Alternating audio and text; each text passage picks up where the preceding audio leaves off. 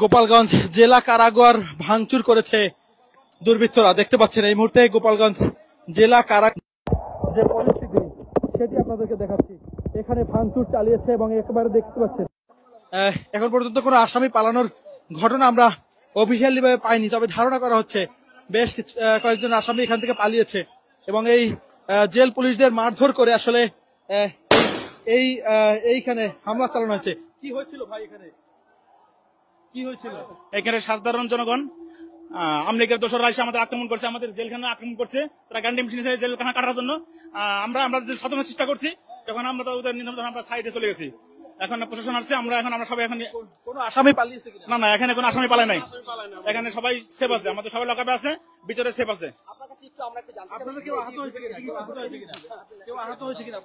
আমাদের এখনো কোনো জানা নাই, ভিতরে যারা আছে এখনো কোনো জানা নাই, কিন্তু আমাদের মেইন গেট ভাঙতে বানায় আরপি গেট ভেঙে ফেলেছে।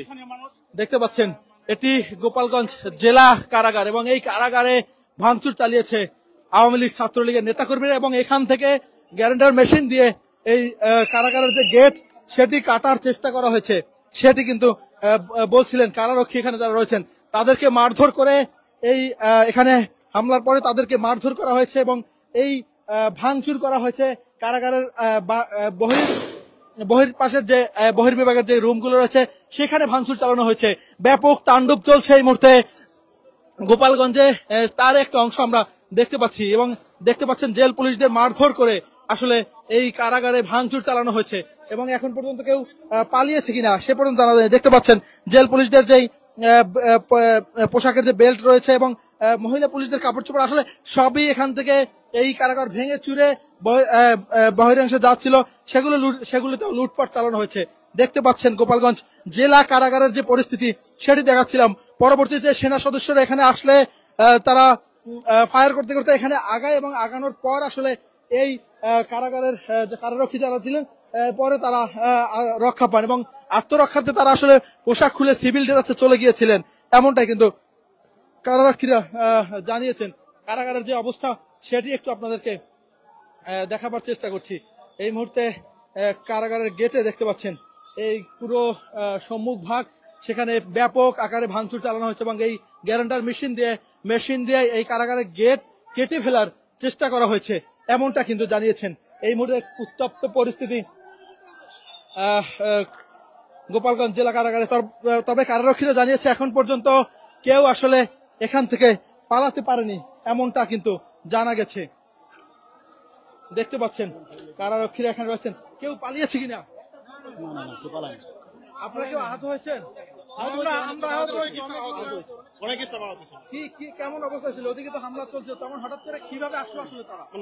হঠাৎ করে আসে গেছে, হঠাৎ রওনা ক্ষেত্রের মতো চলে গেছে। আপনাদের সামনে যারা ছিল তারা আসলে রক্ষা করতে পারেননি, তাই তো?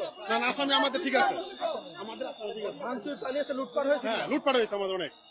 আমাদের ব্যারাকের সমস্ত মালামাল লুট করছে, ক্যান্টিনের সমস্ত মালামাল নিয়ে গেছে এবং আমাদের মোটরসাইকেল 3টা মোটরসাইকেল ছুড়ে ফেলছে এখানে। দেখতে পাচ্ছেন একেবারে ভাঙচুর চালিয়ে এখানের যে মোটরসাইকেল কিংবা কারাগারের বহিরাংশ আসলে যে সকল আসবাবপত্র থাকে এবং কারারক্ষীদের যেসব মালামাল ছিল সেগুলো লুটপাট করা হয়েছে এই গোপালগঞ্জ কেন্দ্রীয় কারাগার থেকে।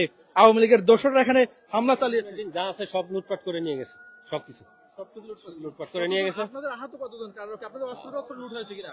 না, আমাদের অস্ত্র কিছু লুট করতে পারে না এই পর্যন্ত, সবাই আল্লাহর রহমতে সেভে আছে। আমাদের কয়েকজন একটু আহত হয়েছে, ফিজিক্যালি অ্যাসাল্ট এই আর কি। জেল সুপার ওনারা কি ছিলেন এখানে? ছিল, আমাদের জেলা স্যার সর্বখানিক এখানে ছিল উনি, এবং জেল গেট ছেড়ে উনি কোথাও জানে একেবারে সামনেই ছিল। দেখতে পাচ্ছেন দর্শক এই মুহূর্তে গোপালগঞ্জে ব্যাপক তাণ্ডব চলছে, সেই তাণ্ডবের একটা অংশ দেখছেন। গোপালগঞ্জের যে কেন্দ্রীয় কারাগার সেখানে আসলে আওয়ামী লীগের অনেক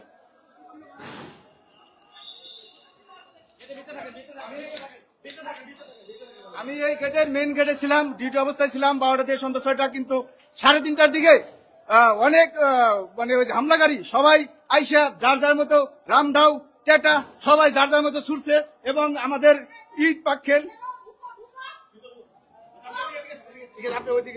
দেখতে পাচ্ছেন এখানের যে পরিস্থিতি সেটি আমরা দেখাচ্ছিলাম।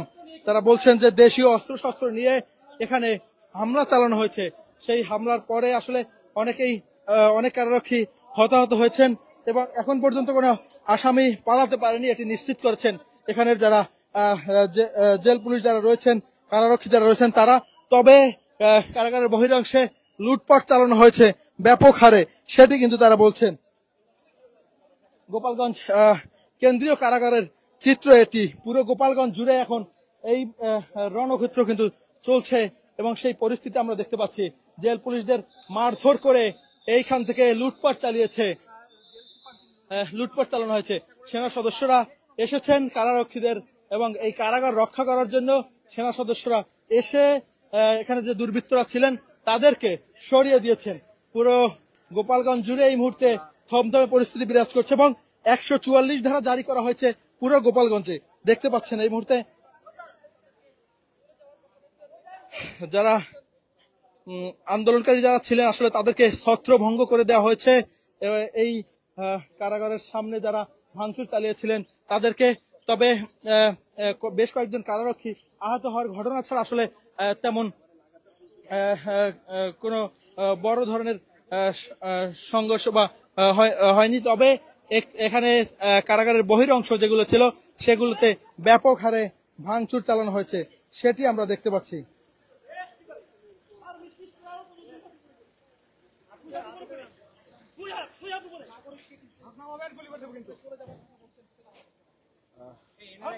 যাওয়ার দরকারটা কি? এই দিক থেকে আরো সমস্যা। এদিকে এদিকে এদিকে আপনি ওদিকে চলে যান, আপনি পরে দেন, ঘন্টা পরে দেন, ঠিক আছে? এখন চলে যান এদিকে। আপনার বাসা কোথায়? আপনার বাসা কোথায়? আপনি পরে যান, পরে যান, আরো পরে যান। বাইরের যে কি হচ্ছে আপনারা চলে যান, আপনারা চলে যান। যে খাইছে বললেন প্রায় 8 থেকে 10